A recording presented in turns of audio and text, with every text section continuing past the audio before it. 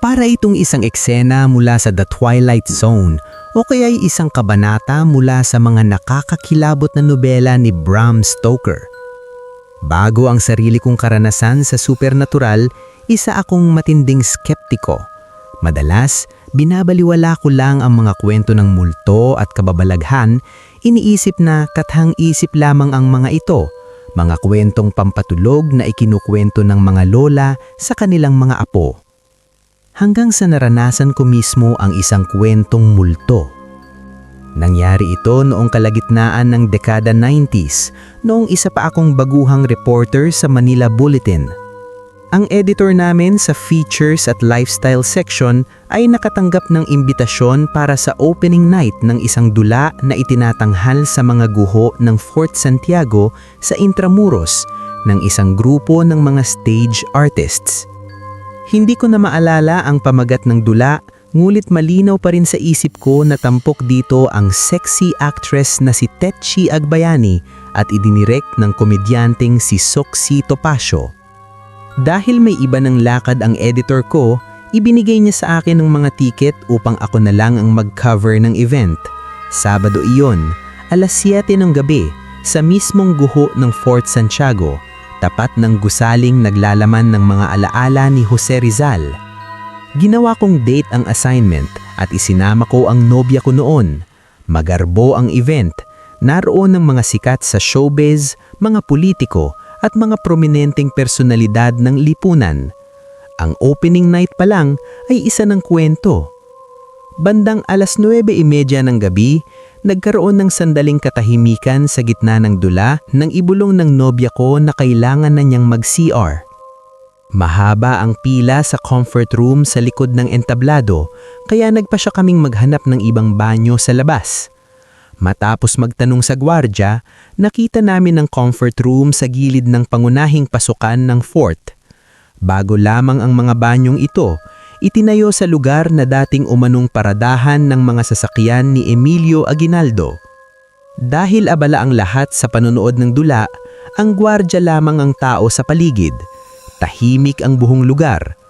Pagpasok ko sa hallway papunta sa CR, sinalubong ako ng malamig, mamamasa at halos ganap na dilim. Mukhang walang inaasahang gagamit ng pasilidad sa oras na iyon, kaya pinatay ang mga ilaw. Kinapa ko ang switch. Ang unang pinto sa kaliwa ay para sa babae at ang nasa dulo ng hallway ay para sa lalaki. Dahil sa kanasanayan, sinilip ko ang mga cubicle. Wala namang tao, kaya pumasok ako sa men's room. Habang umiihi ako, biglang bumaba ang temperatura ng hangin, parang biglang binuksan ng pintuan ng refrigerator. Medyo nagtaka ako, pero binaliwala ko. Bigla kong naramdaman na may humahaplos sa leeg ko. Nanindig ang balahibo ko. Sunod, naramdaman kong may humahaplos sa aking mga balikat pababa hanggang sa paa. Linamigan ng buong katawan ko at tinubuan ako ng goosebumps. Hindi ako makagalaw. Ayokong lumingon. Takot ako sa kung anong makikita ko sa likuran ko. Nasa gitna ako ng pag-iihi habang may isang hindi nakikitang nilalang na parang minamasahe ang likod ko. Para hindi ako mapasigaw, nagsimula akong umusal ng kung anong kanta, kahit wala sa tono, para lang mabasag ang nakakatakot na katahimikan. Pakiramdam ko'y mangyayaring mas masama.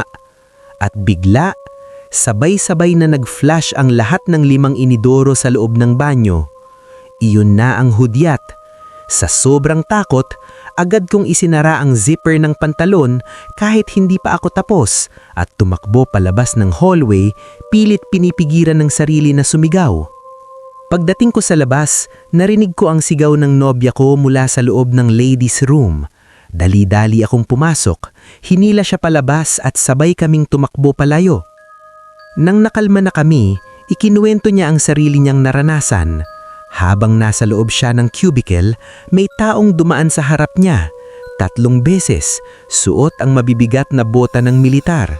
Sabay nito, biglang tinamaan ng hindi maipaliwanag na puwersa ang mga tiles sa harap ng cubicle at tumilapong palabas. Doon na siya napasigaw sa sobrang takot. Narinig ng gwardya ang kaduluhan at agad kaming nilapitan. Pagkatapos naming ikwento ang nangyari, agad siyang tumawag ng saklo sa radyo. Gani-gabi, ikinuwento ko ang lahat sa direktor ng dula. Tumawa lang siya. Ayon sa kanya, sanay na raw sila sa mga kakaibang pangyayari sa fort kaya halos wala nang umugulat sa kanila. Minsan daw, habang nagre-rehearse, may multong naglakad sa gitna ng entablada. Isang lalaki, Caucasian, suot ang kasuotang kolonyal. Dahil doon, kinansela ang rehearsal sa araw na iyon.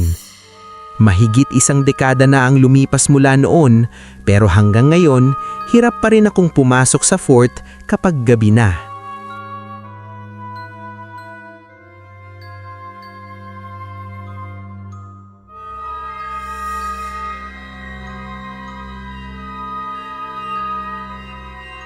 Kung may pakiramdam kang may nanonood sa'yo habang pinapakinggan mo ito, baka hindi lang imahinasyon ang dahilan. Mag-comment sa ibaba mga habituin at ibahagi ang inyong kwento. Baka kayo na ang susunod na ma-feature sa aking YouTube channel. Huwag kalimutang mag-like, mag-subscribe at i-hit ang notification bell para sa mas marami pang nakakakilabot na kwento na hango sa totoong pangyayari. Maraming salamat.